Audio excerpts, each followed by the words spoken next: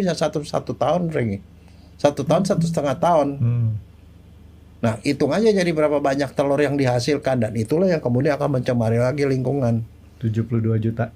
Nah, kebayang nggak kalau rumahnya deket-deketan kan, kalau dia bisa buang air situ kan, yang terkena imbasnya banyak.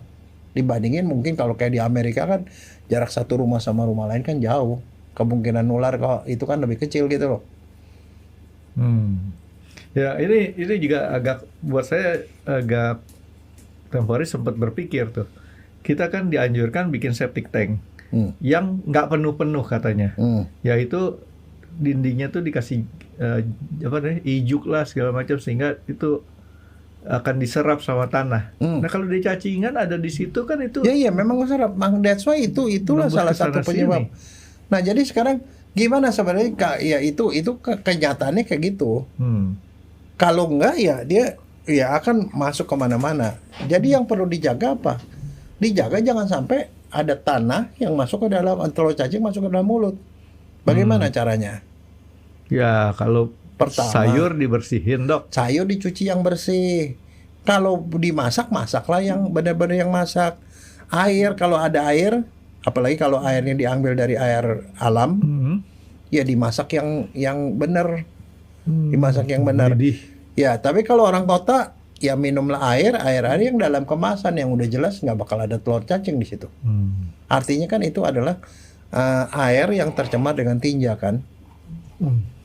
Air kemasan udah pasti lebih aman. Telur cacing sama UV mati nggak, Dok? Nggak juga. Oh, jadi artinya disinarin UV juga percuma. Nah, jadi itu satu. Jadi kalau orang habis buang air, karena ini kan kita juga nggak tahu kalau kita cacingan apa enggak. Kalau habis buang air, cuci tangan yang bersih. Pakai sabun mati nggak si telur cacing? Nggak juga. Bukan telur cacing. Kita membersihkan sehingga kalau telur cacing itu hanyut waktu artinya dicuci. Tujuannya bukan mematikan, tapi supaya nggak ada yang nempel-nempel ya. Cuci tangan setelah buang air, pakai sabun. Kemudian kalau mau makan, cuci tangan dulu. Itu juga akan mengurangi jauh kan. Nah, satu lagi kan kita juga nggak bisa mendeteksi kemungkinan kita tetap aja yang lewat. Ya mestinya sih kalau di puskesmas ya, pemeriksaan tinja, Franky.